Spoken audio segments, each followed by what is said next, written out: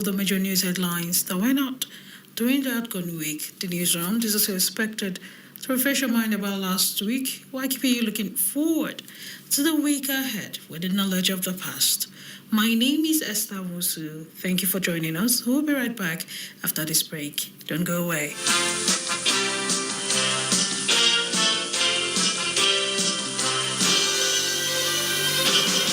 Did you miss out on the news during the week? Not to worry. Retrospect is here to make up for the misinformation. Retrospect is a complete package of all the major news headlines that made the airwaves from Sunday to Saturday. Join me, Esther Wusu, on the program Retrospect on Citizen 93.7 FM Abuja every Sunday at 6 p.m. Retrospect. We keep you informed.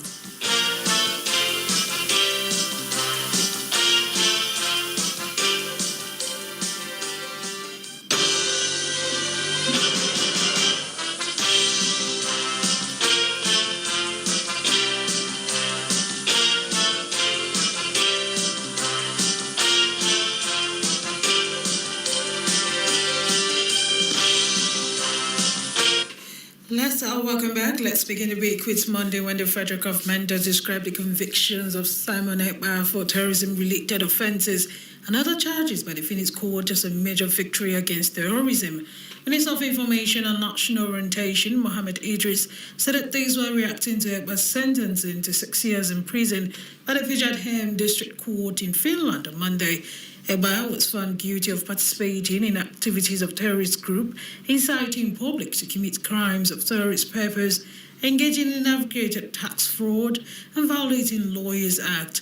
The court ordered that he remain in custody. The judge found that he supplies those groups with weapons, explosives, and ammunition, and encouraging followers on X, formerly known as Twitter, to commit crimes in Nigeria.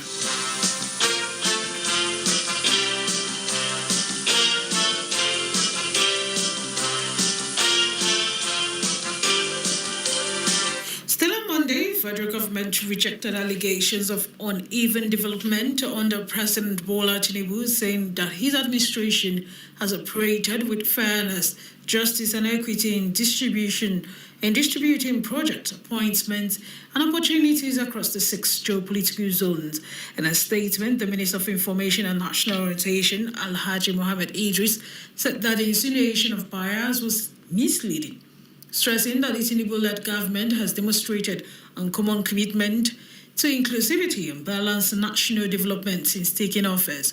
The minister also stated that government's flagship infrastructure project reflects an even spread and explained that while the Lagos-Calabar Coastal Highway travelers and southern corridors in Sokoto-Badegry's superhighway cuts across the north, Idris revealed that the massive interventions were simultaneous on the ways in Lagos Bridge, raise powers, and assured the government has secured 150 billion naira and 100 billion naira for light rail projects in Kano and Kaduna, while metro line projects in Lagos and Ogun are still ongoing. He added that the rail investment was expected to generate over 250,000 jobs nationwide.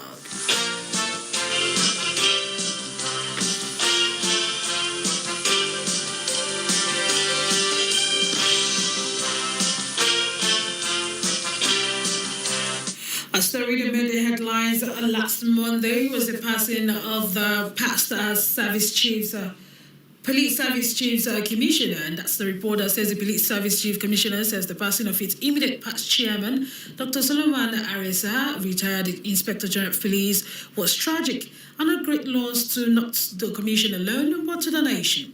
Dr. Aresa was distinguished officer, a herbal leader, pathfinder, whose life of service to the nation remains exemplary. As chairman of the Police Service Commission, he provided visionary and stabilizing leadership, guiding the Commission with uncommon wisdom. His foresight and commitment to institutional growth culminated in the successful relocations of the Commission to its befitting headquarters in Jabi, Abuja, one of many legacies of his tenure. He dedicated his life to the service of Nigeria, leaving behind a record of integrity, courage, and reforms that will continue to inspire generations of officers and administrators. The Board, Management and Staff of Police Service Commission extends heartfelt condolence to his family, the Nigerian Police Force, the entire nation, and praying that the Almighty grants his family and the nation the grace to bear the great loss.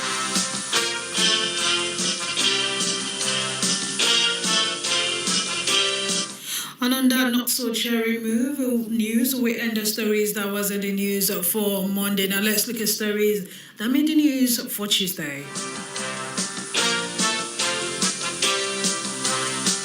Now on Tuesday, Hadiza Bala Usman, Special Advisor to the President on Policy Coordination, reaffirmed President Bola Ahmed Tinubu's administration stance on prioritizing the Nigerian diaspora following the strategic meeting with Honorable Abike Dabirewa, Chairman, CEO Nigerians in Diaspora Commission in Abuja. The meeting focused on measurable outcomes with emphasis on harnessing diaspora participations in critical areas such as health, remittance, climate change and trade to strengthen national development effort.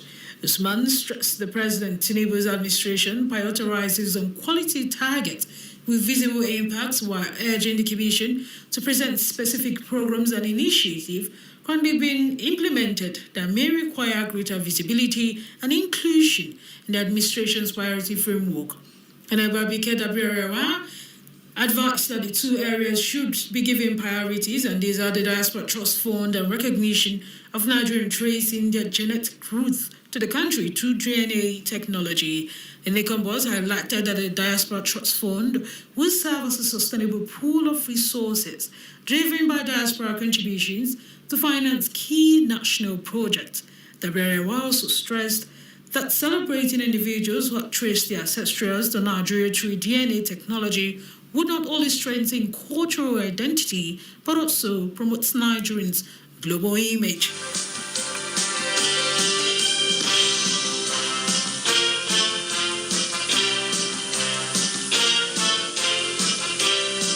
Attorney General of the Federation and Minister of Justice, Lateef Fagbemi, last Monday held the convictions of Nigeria-born separatist agitator Simon Ekpa by the Phoenix Court. In a statement, Fagbemi said Ekpa's sentencing is a confirmation of complicity in violent crimes in the southeast region. He welcomed the 6 years prison sentence handed down to Ekpa by the Pejathem District Court in Finland. According to the minister, the judgment validated Nigerians' long-standing position and that self-acclaimed leader of prescribed indigenous people of Biafra played a great role in fueling insecurity in the region.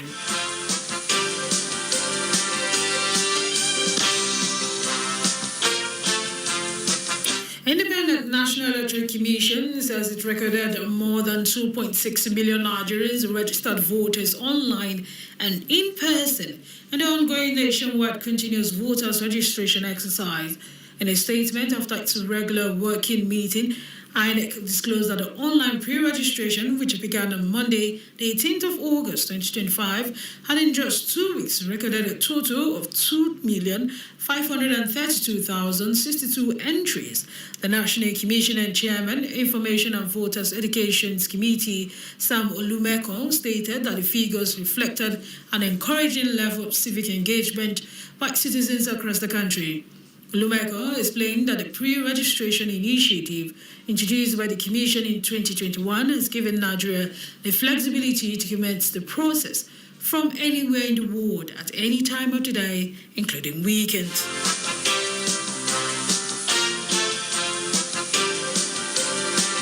And on that note, we had the stories that was in the news for Tuesday. Now let's look at stories that made the headline from Wednesday.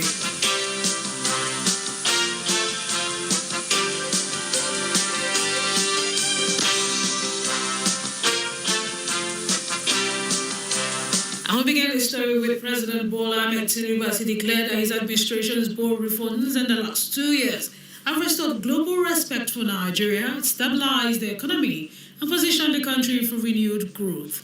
The president stated these while receiving His Imperial Majesty Oba Gandhi Afolabi Oladoni Olayo, the show for Bomosho land, a delegation of traditional rulers at the State House Abuja, and a statement issued by his special advisor on information and strategy by Ononoga. He noted that the president said that years of neglect and self-deceptions, fake records, smuggling, and all of that denied Nigeria the necessary revenue for progress and development.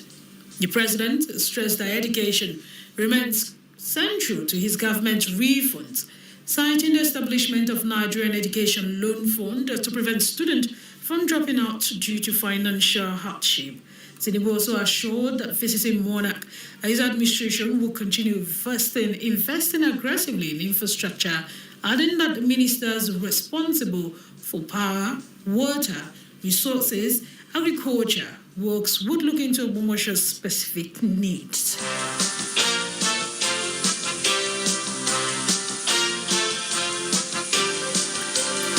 Stories that was in the news for Wednesday. The Independent National Electoral Commission and the National Identity Management Commission are set to deepen their collaboration in a move aimed at harmonizing identity and voters registration process across Nigeria.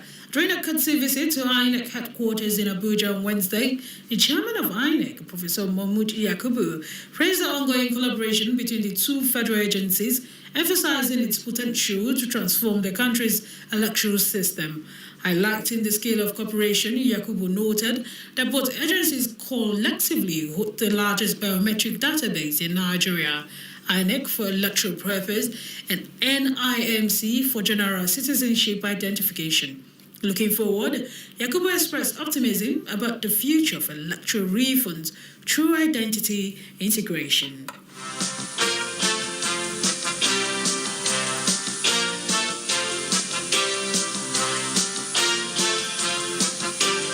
Meanwhile, the Honorable Minister of Education, Dr. Muravo Latsunji Alaus, and the Honorable Minister of State for Education, Professor Shraib Said Ahmed, have extended heartfelt condolence and gratitude to Her Excellencies, the First Lady of the Federal Republic of Nigeria, Senator Luremi Tinubu, as she marks her 65th birthday.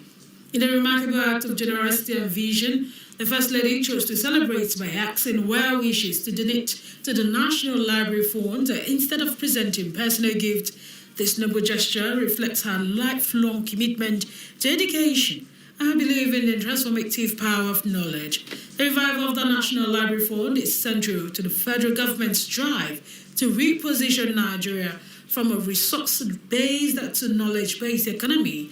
The National Library is not just a building, but a vital symbol of learning, opportunities, and progress for generations to come.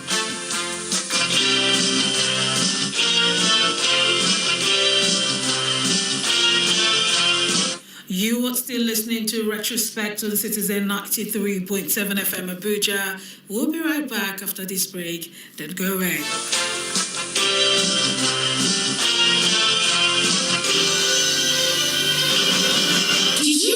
Out on the news during the week? Not to worry. Retrospect is here to make up for the misinformation. Retrospect is a complete package of all the major news headlines that made the airwaves from Sunday to Saturday. Join me, Esther Musu, on the program Retrospect on Citizen 93.7 FM Abuja every Sunday at 6 p.m. Retrospect. We keep you informed.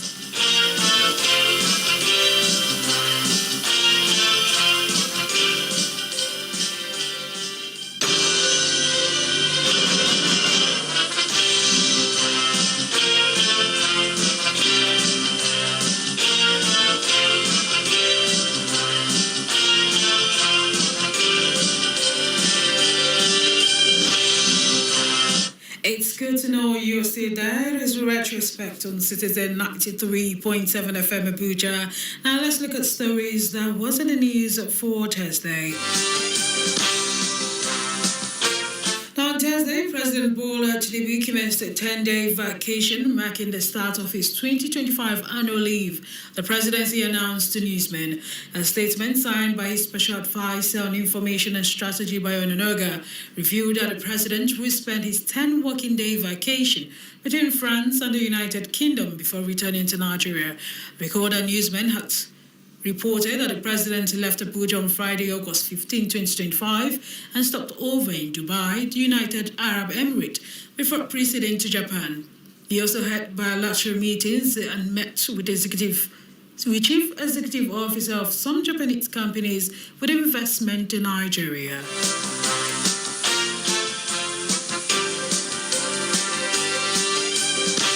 Nigerian Minister of Foreign Affairs, Ambassador Yusuf Maitama-Tuga, has urged African nations to embrace economic diplomacy that prioritizes investment, inclusivity, and gender equality as a foundation for sustainable growth on the continent. Tuga made the call on Thursday in Abuja while delivering keynote address at the Policy Innovation Center high-level plenary of the 2025 Gender Inclusion Summit, with a theme from aid to investment, leveraging economic diplomacy for Africa's inclusive development.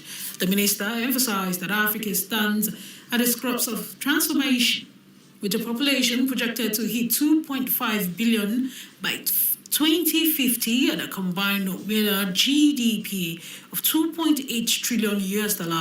Nigeria, he noted, with a GDP of about $243 billion, occupies a strategic position in shaping the continent's development trajectory. Despite these opportunities, Tuga highlighted persistent obstacles, including Africa's low intercontinental trade at just 18%, compared to Asia's 59% and Europe's 69%.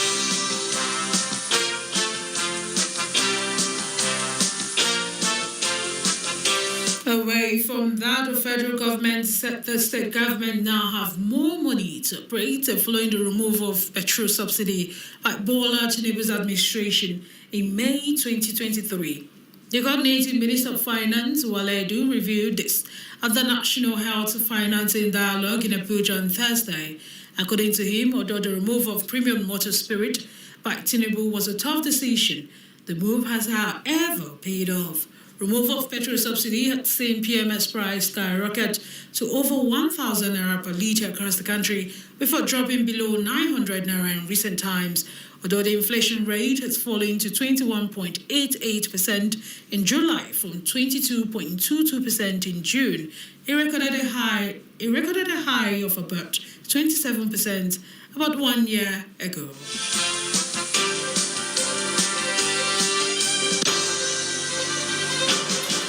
Story, we end the stories that make the headlines for Thursday. Now let's look at stories that round up the week with Friday.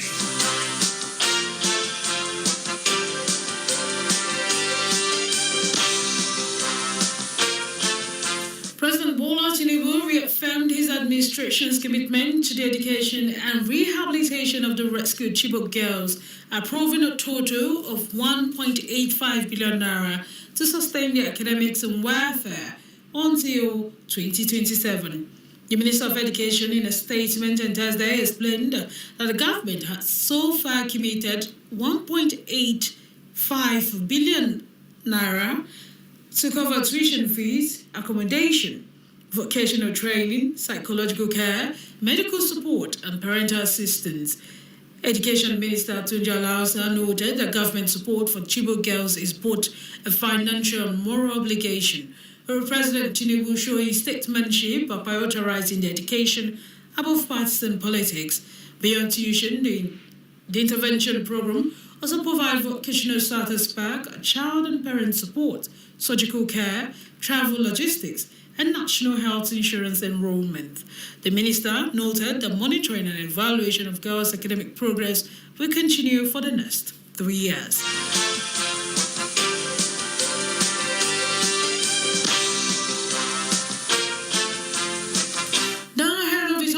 Of the 6-month emergency rule River State, President Bola Ahmed Tinubu has met with the administrator of the state, Vice Admiral Bokete Ibas, at the State House in Abuja.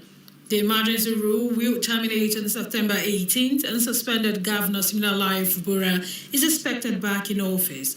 There was no statement from the presidency on what transpired at the meeting, but sources this suggested that we were part of consultations on the next steps for the state. The president, who is on vacation, may not return to the country before the expiration of emergency rule. President Tinubu, in a nationwide broadcast, suspended Governor Fubara, his deputy, Mrs. Ngozi Ode, and all members of the House of Assembly for 6 months.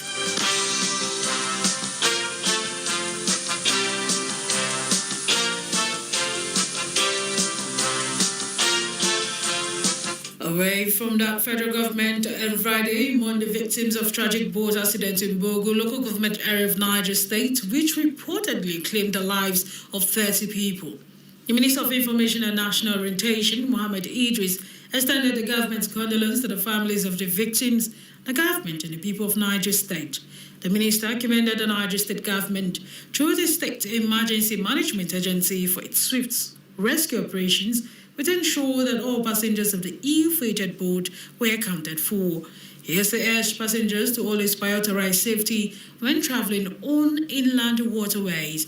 According to the minister, the federal government has directed the National Orientation Agency to mount a massive nationwide sensitization campaign to raise public awareness on safety measures while using inland waterways.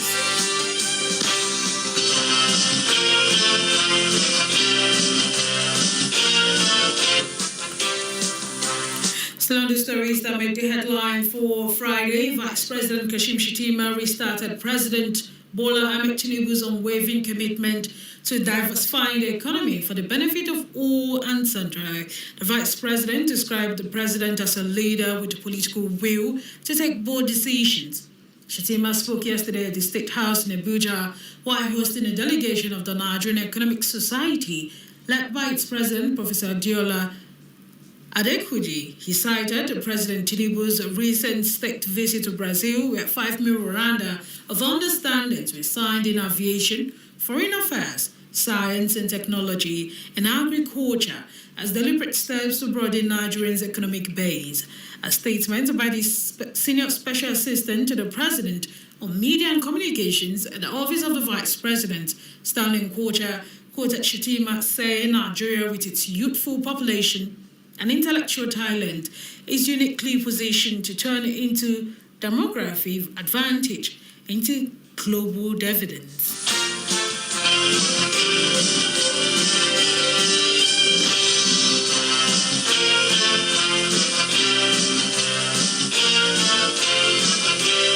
Now, on the Vice President had praise for the President, and that's our package for today on the program Retrospect on Citizen 93.7 FM Abuja. You can follow us on our social media handles on Facebook at Citizen FM Abuja, on Instagram at Citizen FM 937, on Twitter, now known as X, at Citizen FM 937. You can also check us out on our website and at citizenfm.ng. Let's make it a date, same time next week on Retrospect. I am Esther Musu. Bye for now.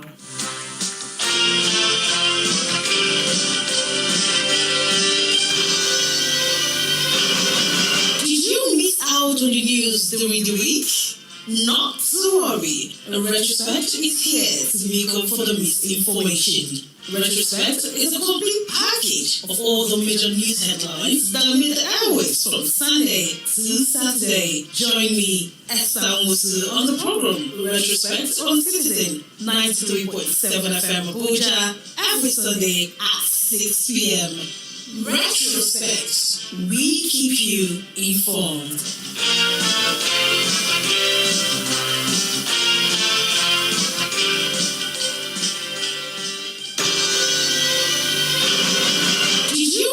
Out on the news during the week? Not to worry. Retrospect is here to make up for the misinformation. Retrospect is a complete package of all the major news headlines that made the airwaves from Sunday to Saturday. Join me, Esther Musu, on the program Retrospect on Citizen 93.7 FM Abuja every Sunday at 6 p.m. Retrospect. We keep you informed.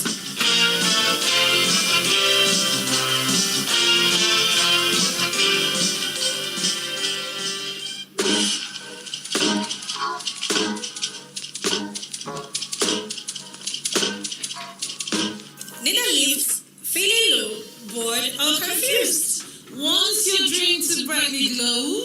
Here is what to do. Women's Corner is waiting just for you. Education, work, lifestyle, career, mentorship, and family too. We will tackle the issues, provide solutions, and see you through. Finding your voice, reaching high, and making an impact. Women's Corner, where knowledge can fly. Join us every Mondays and Wednesdays at 1 p.m. for inspiring stories and